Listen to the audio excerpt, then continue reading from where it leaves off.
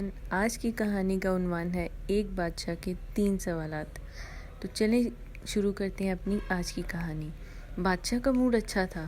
وہ نوجوان وزیر کی طرف مڑا اور مسکرا کر پوچھا، تمہاری زندگی کی سب سے بڑی خواہش کیا ہے؟ وزیر شرما گیا، اس نے منہ نیچے کر لیا۔ بادشاہ نے کہکا لگایا اور بولا، تم گھبراؤ مت، بس اپنی زندگی کی سب سے بڑی خواہش بتاؤ۔ وزیر گھٹنوں پر جھکا اور عاجزی سے بولا، حضور، آپ دنیا کی خوبصورت ترین سلطنت کے مالک ہیں۔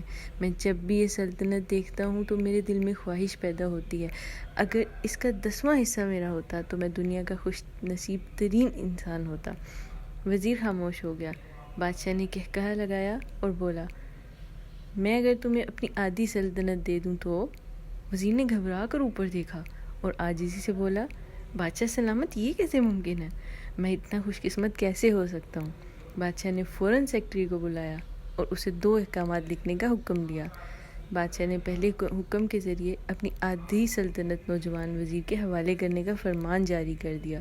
دوسرے حکم میں بادشاہ نے وزیر کا سر قلم کرنے کا آرڈر دے دیا۔ وزیر دونوں احکامات پر حیران رہ گیا۔ بادشاہ نے احکامات پر مہر لگائی اور وزیر کی آنکھوں میں آنکھیں ڈال کر بولا، تمہارے پاس 30 دن ہیں۔ تم نے ان 30 دنوں میں صرف 3 سوالوں کے جواب تلاش کرنا ہے۔ تم کامیاب ہو گئے تو میرا دوسرا حکم منسوخ ہو جائے گا اور تمہیں آدھی سلطنت مل جائے گی، اور اگر تم ناکام ہو گئے تو پہلا حکم خارج سمجھا جائے گا اور دوسرے حکم کے مطابق تمہارا سر اتار دیا جائے گا۔ وزیر کی حیرت پریشانی میں بدل گئی۔ بادشاہ نے اس کے بعد کہا، میرے 3 سوالات لکھ لو۔ وزیر نے لکھنا شروع کر دیا۔ بادشاہ نے کہا، انسان کی زندگی کا سب سے بڑی سچائی کیا ہے؟ وہ رکا اور بولا، دوسرا سوال، انسان کی زندگی کا سب سے بڑا دھوکہ کیا ہے؟ وہ رکا اور پھر بولا، تیسرا سوال، انسان کی زندگی کی سب سے بڑی کمزوری کیا ہے؟ بادشاہ نے اس کے بعد نکارے پر چوٹ لگوائی اور آواز بلند کہا، تمہارا وقت شروع ہوتا ہے اب۔ وزیر نے دونوں پروانے اٹھائے اور دربار سے دوڑ لگا دی۔ اس نے شام ملک بھر کے دانشور، ادیب، مفکر اور ذہین لوگ جمع کیے اور سوال ان کے سامنے رکھ دیے۔ ملک بھر کے دانشور ساری رات بحث کرتے رہے، لیکن وہ پہلے سوال پر ہی کوئی رائے قائم نہ کر سکے۔ وزیر نے دوسرے دن دانشور بڑھا دیے، لیکن نتیجہ وہی نکلا۔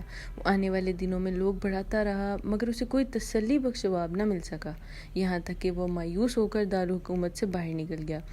وہ سوال اٹھا کر پورے ملک میں پھرا، مگر اسے کوئی تسلی بخش جواب نہ مل سکا۔ وہ مارا پھرتا رہا، شہر شہر، گاؤں گاؤں کی خاک چھانتا رہا۔ شاہی لباس پھٹ گیا، پگڑی ڈھیلی ہو کر گردن میں لٹک گئی، جوتے پھٹ گئے اور پاؤں میں چھالے پڑ گئے، یہاں تک کہ شرط کا آخری دن آ گیا۔ اگلے دن اس نے دربار میں پیش ہونا تھا۔ وزیر کو یقین تھا کہ یہ اس کی زندگی کا آخری دن ہے۔ کل اس کی گردن کاٹ دی جائے گی اور جسم شہر کے مرکزی پل پر لٹکا دیا جائے گا۔ وہ مایوسی کے عالم میں دارالحکومت کی کچی آبادی میں پہنچ گیا۔ آبادی کے سرے پر ایک فقیر کی جھونپڑی تھی۔ وہ گرتا پڑتا اس کٹیا تک پہنچ گیا۔ فقیر سوکھی روٹی پانی میں ڈبو کر کھا رہا تھا، ساتھ ہی دودھ کا پیالہ پڑا تھا، اور فقیر کا کتا شڑاپ شڑاپ کی آوازوں کے ساتھ دودھ پی رہا تھا۔ فقیر نے وزیر کی حالت دیکھی، کہکا لگایا اور بولا، جناب عالی، آپ صحیح جگہ پہنچے ہیں، آپ کے 3 سوالوں کے جواب میرے پاس ہیں۔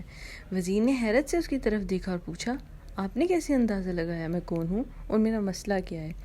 فقیر نے سوکھی روٹی ٹکڑے چھابے میں رکھے، مسکرایا، اپنا بوریا اٹھایا اور وزیر سے کہا، یہ دیکھیے، آپ کو بات سمجھ آ جائے گی۔ وزیر نے جھک کر دیکھا، بوریے کے نیچے شاہی خلعت بچھی تھی۔ یہ وہ لباس تھا جو بادشاہ اپنے قریب ترین وزراء کو عنایت کرتا تھا۔ فقیر نے کہا، جناب عالی، میں بھی سلطنت کا وزیر ہوتا تھا، میں نے بھی ایک بار آپ کی طرح بادشاہ سے شرط لگانے کی غلطی کر لی تھی، نتیجہ آپ خود دیکھ لیجئے۔ فقیر نے اس کے بعد سوکھی روٹی کا ٹکڑا اٹھایا اور دوبارہ پانی میں ڈبو کر کھانے لگا۔ وزیر نے دکھی دل سے پوچھا، کیا آپ بھی جواب تلاش نہیں کر سکے تھے؟ فقیر نے کہکا لگایا اور جواب دیا، میرا کیس آپ سے مختلف تھا، میں نے جواب ڈھونڈ لیے تھے، میں نے بادشاہ کو جواب بتائے، آدھی سلطنت کا پروانہ پھاڑا، بادشاہ کو سلام کیا اور اس کٹیا میں آ کر بیٹھ گیا۔ میں اور میرا کتا دونوں مطمئن زندگی گزار رہے ہیں۔ وزیر کی حیرت بڑھ گئی، لیکن یہ سابق وزیر کی حماقت کے تجزیے کا وقت نہیں تھا، جواب معلوم کرنے کی گھڑی تھی۔ چنانچہ وزیر اینکر پرسن بننے کی بجائے فریادی بن گیا اور اس نے فقیر سے پوچھا، کیا آپ مجھے سوالوں کے جواب دے سکتے ہیں؟ فقیر نے ہاں میں گردن ہلا کر جواب دیا۔ میں پہلے 2 سوالوں کا جواب مفت دوں گا، لیکن تیسرے جواب کے لیے تمہیں قیمت ادا کرنی ہوگی۔ وزیر کے پاس شرط ماننے کے سوا کوئی آپشن نہیں تھا۔ اس نے فوراً ہاں میں گردن ہلا دی۔ فقیر بولا، دنیا کی سب سے بڑی سچائی موت ہے۔ انسان کوئی بھی ہو، کچھ بھی ہو، وہ اس سچائی سے نہیں بچ سکتا۔ وہ رکا اور بولا، انسان کی زندگی کا سب سے بڑا دھوکہ زندگی ہے۔ ہم میں سے ہر شخص زندگی کو دائمی سمجھ کر اس کے دھوکے میں آ جاتا ہے۔ فقیر کے دونوں جواب ناقابل تردید تھے۔ وزیر سرشار ہو گیا۔ اس نے اب تیسرے جواب کے لیے فقیر سے شرط پوچھی۔ فقیر نے کہکا لگایا، کتے کے سامنے سے دودھ کا پیالہ اٹھایا، وزیر کے ہاتھ میں دیا اور کہا، میں آپ کو تیسرے سوال کا جواب اس وقت تک نہیں دوں گا جب تک آپ یہ دودھ نہیں پیتے۔ وزیر کے ماتھے پہ پسینہ آ گیا۔ اس نے نفرت سے پیالہ زمین پہ رکھ دیا۔ وہ کسی قیمت پر کتے کا بچا ہوا دودھ نہیں پینا چاہتا تھا۔ فقیر نے کندھے اچکائے اور کہا، اوکے، تمہارے پاس اب 2 راستے ہیں۔ تم انکار کر دو اور شاہی جلاد کل تمہارا سر اتار دے، یا پھر تم یہ آدھا پاؤ دودھ پی جاؤ اور تمہاری جان بھی بچ جائے اور تم آدھی سلطنت کے مالک بھی بن جاؤ۔ فیصلہ بہرحال تم نے کرنا ہے۔ وزیر مخمصے میں پھنس گیا۔ زندگی اور آدھی سلطنت تھی اور دوسری طرف کتے کا بچا ہوا دودھ تھا۔ وہ سوچتا رہا یہاں تک کہ جان اور مال جیت گیا اور عزت نفس ہار گئی۔ وزیر نے پیالہ اٹھایا اور ایک ہی سانس میں دودھ پی گیا۔ فقیر نے کہکا لگایا اور بولا، میرے بچے، انسان کی سب سے بڑی کمزوری غرض ہوتی ہے۔ یہ اسے کتے کا بچا ہوا دودھ تک پینے پہ مجبور کر دیتی ہے، اور یہ وہ سچ ہے جس نے مجھے سلطنت کا پروانہ پھاڑ کر اس کٹیا میں بیٹھنے پہ مجبور کر دیا تھا۔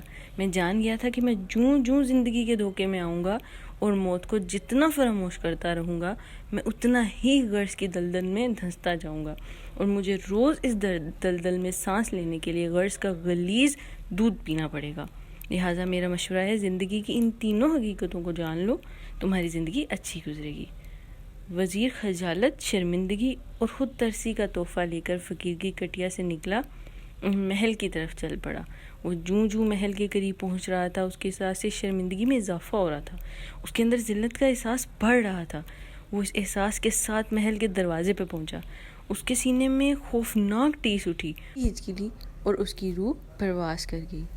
تو دوستو، اس سے ہمیں سبق یہ ملتا ہے کہ ہمیں کسی دن کسی ٹھنڈی جگہ پر بیٹھ کر زندگی کے ان بنیادی سوالوں پر ضرور غور کرنا چاہیے۔ ہمیں یہ سوچنا چاہیے، ہم لوگ کہیں زندگی کے دھوکے میں آ کر غرض کے پیچھے تو نہیں بھاگ رہے، ہم لوگ کہیں موت کو فراموش تو نہیں کر بیٹھے، ہم کہیں اس کہانی کے وزیر تو نہیں بن گئے۔ مجھے یقین ہے ہم لوگوں نے جس دن یہ سوچ لیا، اس دن ہم غرض کے ان غلیظ پیاروں سے بالا تر ہو جائیں گے۔ شکریہ۔